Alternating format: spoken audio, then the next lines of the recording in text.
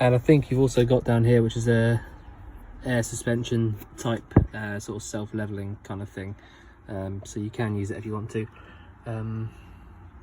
So yeah, I think that's about it really for the cab. I mean, you've got a few little bits on here which work with the head unit, I believe.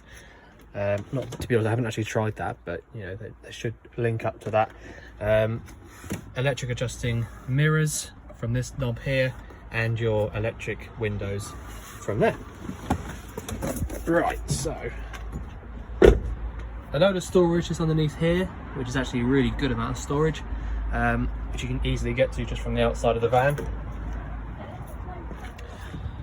You then got your external gas point just there,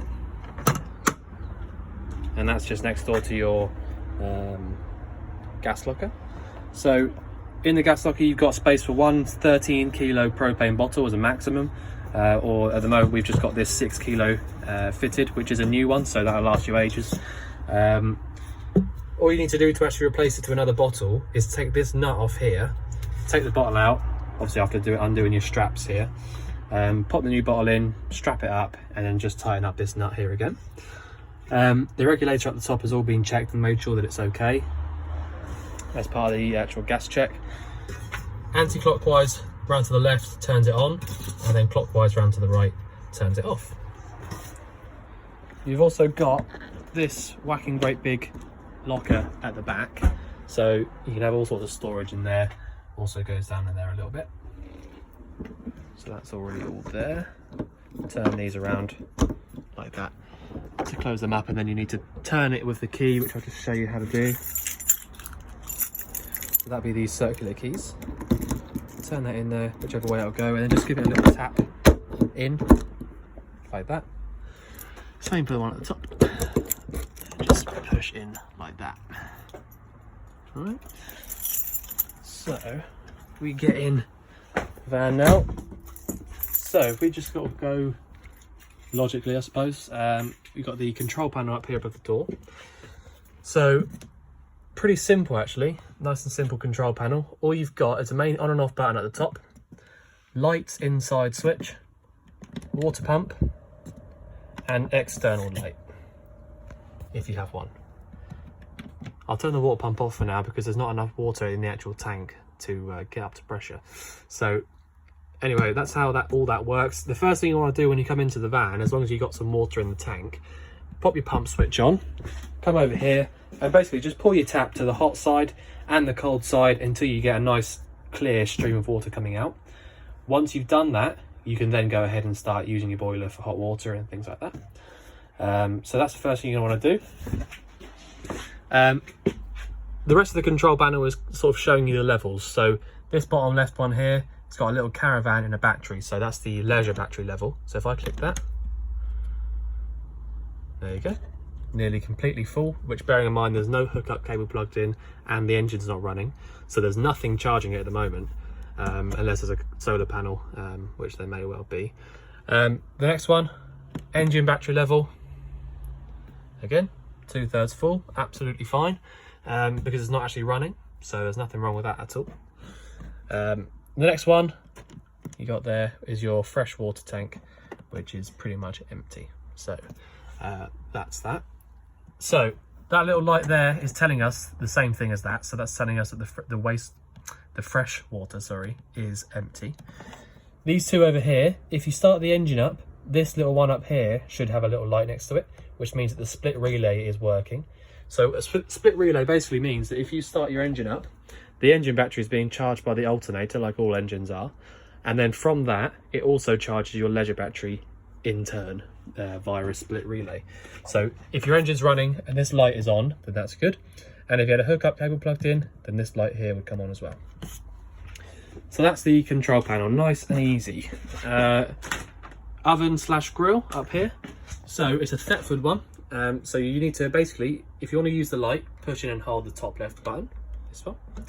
If you want to use the igniter, you push that button in. So I can't actually do it with one hand, but if you want to light the grill up, you basically push and hold the igniter button in, push this down and over to the right towards this symbol here, and as long as both sides of that have lit up, you can let that go and that'll stay on. Obviously you need to leave the door open to use the grill. If you want to use the oven, it's exactly the same thing, just push and hold the igniter switch, but you push in and round to the left, and once it's all lit up, you can then let that out.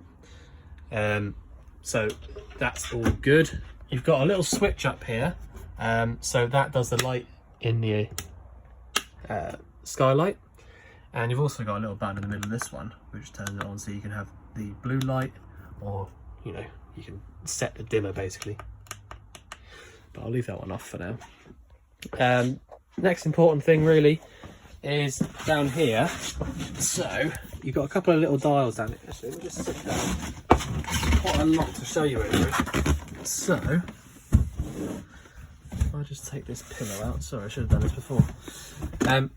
Okay, so these two dials down here, you've got ultra store and ultra store. So basically that's your boiler settings.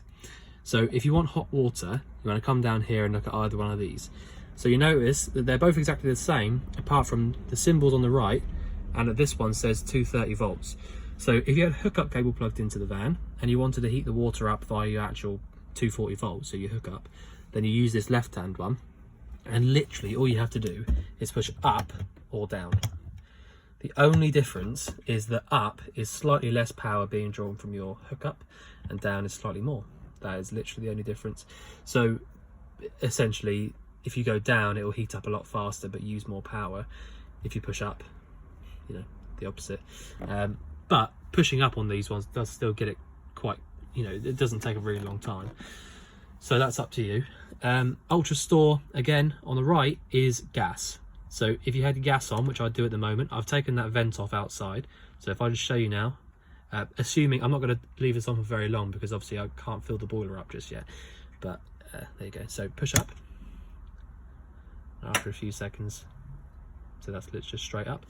So that noise is totally normal. That's basically just the solenoid allowing the gas to come through. So if I turned it off, you hear this solenoid again. So that's what that noise was there. So that's not a problem whatsoever. That is literally just the solenoid letting the gas come through. So up is 50 degrees and down is 70. So actually that's a really good boiler. It literally lit straight up. It's quite cold outside as well, so you know, it's another thing to bear in mind. But yeah, so that's that. And then the other bit I want to show you down here is you've got these two USB points just here, which I will just switch off for now. That's actually touchscreen, that's quite cool. So down here you've got your boiler itself, and then you've got these two wires here literally just power that little socket just there. But on the left hand side here is your charger. So if your hookup cable was plugged in, down on the bottom right hand side of that there, just to the right of that little yellow symbol, you'd have a red light. So if you open this cupboard up and the hookup's in and that red light isn't on, then essentially your van's not being charged up. So that's something you want to keep your eye on if you find that your battery is going flat, that is. Next to that is your Rcd and Mcbs. So if you find that you plug your hookup cable into the van and nothing's working, and in fact if you plug your hookup into the van and that isn't lit up like I just said, you can actually just check these first, make sure they're in the up position, which they are at the moment. And then next to that is your fuse box. So basically if you had a problem with anything individually, like just the lights weren't coming on or the ignition wasn't working on the oven or something like that, you can just have a little flick through these fuses if you want to. Other than that, you've got down there your little yellow boiler drain. So if you lifted that little lever upright, so it's vertical, sorry, then all your water would drain out from your boiler, which is something that you do need to do when it gets really, really cold outside. So actually I'll probably do it at the end of this video. In fact, no, I'll do it now because it's going to be very cold. So you see that there? So you hear that noise? That's just all the water being drained out from the boiler.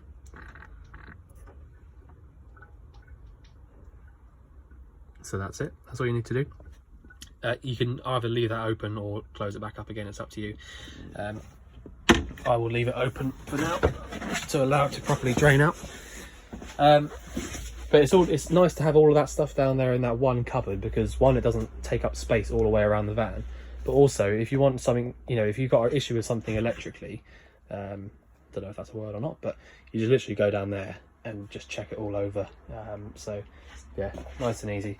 The bed itself, you need to have the little key in here. I think I saw you using it, so I'm not going to show you that, but it is really easy. Just put the key in there, turn it, and then just use this up and down. Undo the